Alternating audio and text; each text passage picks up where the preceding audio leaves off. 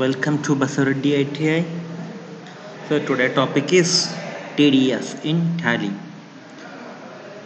TDS it means tax deducted at source. TDS it means tax deducted at source. First of all, you open the Tally 9, then create the company. So for one example, company create ಮಾಡಿ.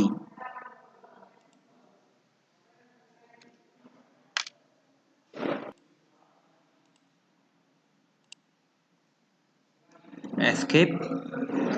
So create Alt F3.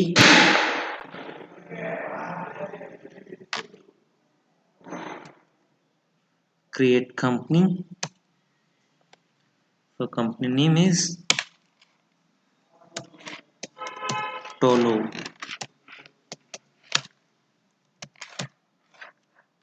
Enter prices. Enter prices. So fulfill the all menus. Karnataka. Pin code 58008.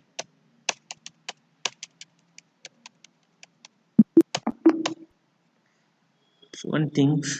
So 2008 here. ಇಲ್ಲಿರುವಂಥ 2008 ನೋಡಿ. Then ನಿಮಗೆ ನಮ್ಗೆ company create ಮಾಡುವಾಗ years ಮತ್ತು ಇವಾಗ ತೋರಿಸ್ತೀನಿ. Company current period and current year ಕೂಡ ಅದೇ ಇರಬೇಕು, ಸೇಮ್ ಆಗಿರಬೇಕು. ಇಲ್ಲಿರುವಂಥ 2008 ಅದು 8 ಸೇಮ್ ಆಗಿರಬೇಕು ಮತ್ತು ಕರೆಂಟ್ ಡೇಟ್ ಕೂಡ ಇಯರ್ ಸೇಮ್ ಇರಬೇಕು. ನಾವು ಇಲ್ಲಿ ನಿಮಗೆ ಎಕ್ಸಾಂಪಲ್ ಮಾಡಿಸೋದ್ರಿಂದ ಇಯರನ್ನು ಚೇಂಜ್ ಮಾಡ್ತಾ ಹೋಗಿಲ್ಲ. So then escape, then go to accounting information, then create ledgers. Click create. So first of all, you create and mention the purchase, sales and TDS and sundry creditors. The TDS is apply for the sundry creditors pages in voucher. So voucher ಒಳಗೆ sentry credits page ಇರ್ತದೆ, ಅದರೊಳಗೆ ನಾವು apply ಮಾಡಬೇಕಾಗುತ್ತೆ. ಅಂದರೆ voucher ಒಳಗೆ purchase voucher ಒಳಗೆ sentry credits ಬರ್ತದೆ, ಅದರೊಳಗೆ ಅಪ್ಲೈ ಮಾಡಬೇಕಾಗುತ್ತೆ. ಅದರಿಂದ ನಾವು first of all create the purchase voucher. Purchase voucher create ಮಾಡಲಿಕ್ಕೆ ಪರ್ಚೇಸ್ ಅಕೌಂಟನ್ನು ಕ್ರಿಯೇಟ್ ಮಾಡಬೇಕಾಗ್ತದೆ. ಸೊ ಪರ್ಚೇಸ್ ಲೆಜರ್ಸನ್ನು ಕ್ರಿಯೇಟ್ ಮಾಡ್ತಾ ಇದ್ದೀನಿ.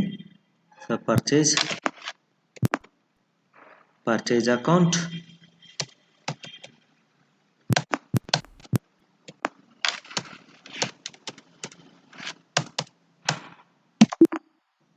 ಸೊ ಕ್ರಿಯೇಟ್ ಮಾಡಬೇಕಾದಾಗ ನಾವು F11 ಮತ್ತು F3 ಪ್ರೆಸ್ ಮಾಡಿ, ಸೊ ಇಲ್ಲೇ ಸ್ಟೇಟರಿ ಟ್ಯಾಕ್ಸೇಷನ್ಸ್ ಒಳಗೆ TDS ಅನ್ನು ಎಸ್ ಇಡಬೇಕು.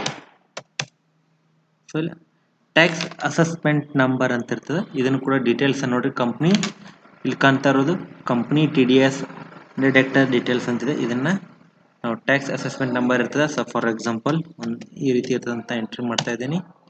ಸೊ TDS ಇಂದ ವಾರ್ಡ್ ಅಂತ ತೆಗೆದುಕೊಳ್ಳೋಣ. ಹಾಗೆ ಗೌರ್ಮೆಂಟ್ ಪರ್ಸನ್ಸ್ ಪ್ರವೀಣ್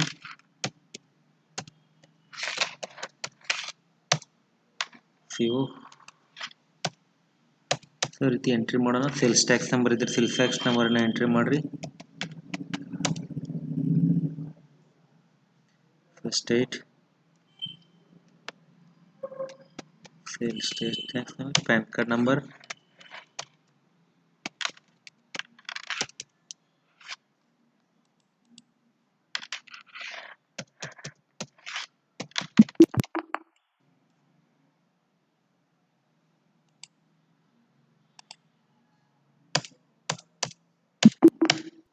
ಈ ರೀತಿ ಎಂಟ್ರಿ ಮಾಡೋಣ. So otherwise create purchase,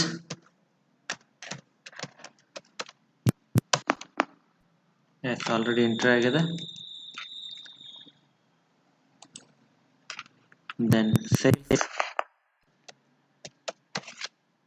sales account, then create the sundry creditors.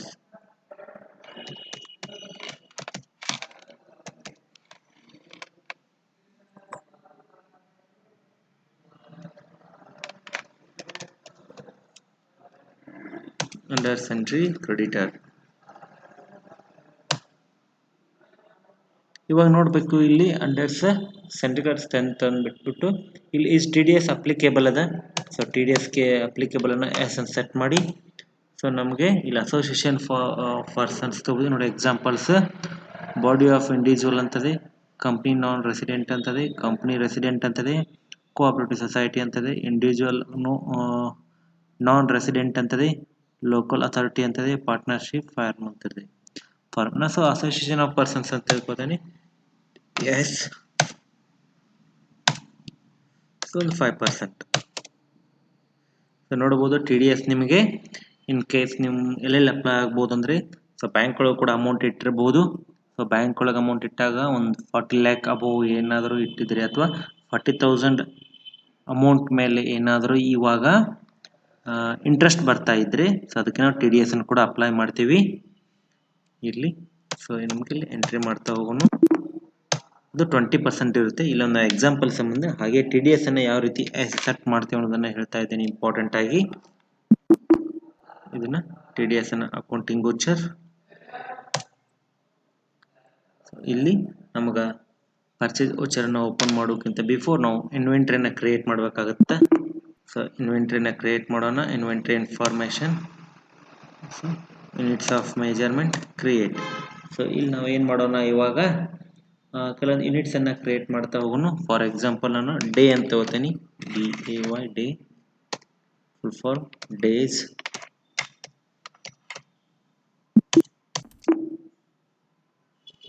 Next group create. So group create ಅಂತ ಇರುತ್ತೆ.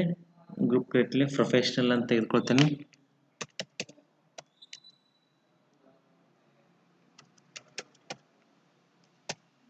ಪ್ರೊಫೆಷನಲ್ ಕ್ರಿಯೇಟ್ ಹೋಗ್ಬಿಡೋಣ. ಕ್ರಿಯೇಟ್ ಒಳಗೆ ಸೊ ಫಾರ್ ಎಕ್ಸಾಂಪಲ್ ಒಂದು ಗೆಸ್ಟ್ ಲೆಕ್ಚರ್ ಅಂತ ತೆಗೆದುಕೊಳ್ಳೋಣ. ಗೆಸ್ಟ್ ಲೆಕ್ಚರರ್, LECTURER,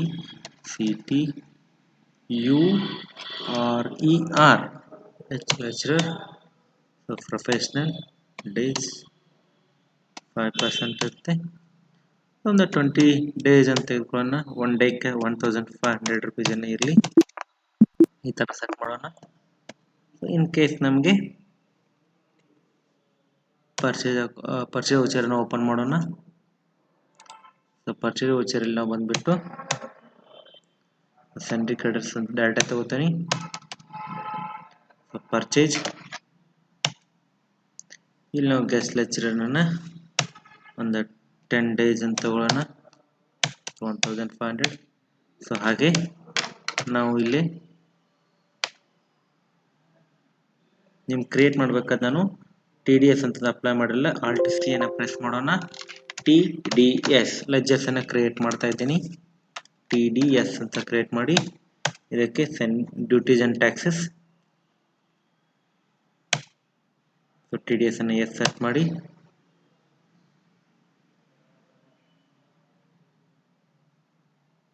ಇಲ್ಲಿ fees for professional or technical service ಅಂತ ತೆಗೆದುಕೊಳ್ತೀನಿ.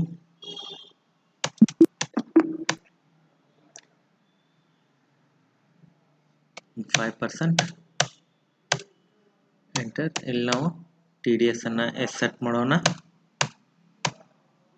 So T D S ನೋಡಿದ್ರಿ ಈ ರೀತಿ ಅಪ್ಲೈ ಮಾಡಬೇಕಾಗತ್ತೆ ಟಿ ಡಿ ಎಸ್ ಅನ್ನು.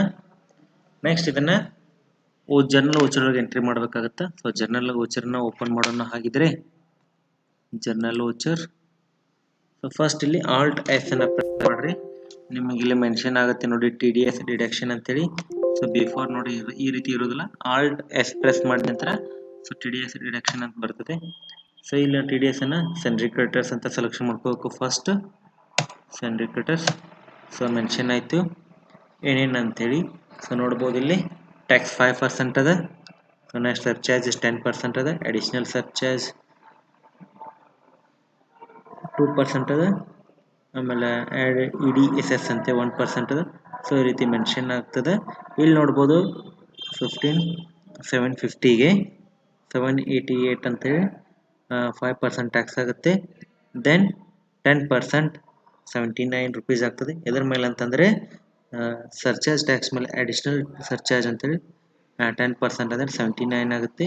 ಸೊ ಇದ್ರ ಮೇಲೆ 2% 79 ಮೇಲೆ 2% ತೆಗೆದುಕೊಂಡ್ರೆ ಸೊ 17 ಬರುತ್ತೆ. ಅದೇ ರೀತಿ 17 ಮೇಲೆ 1% ಅಂದರೆ 9 ಬರ್ತದೆ.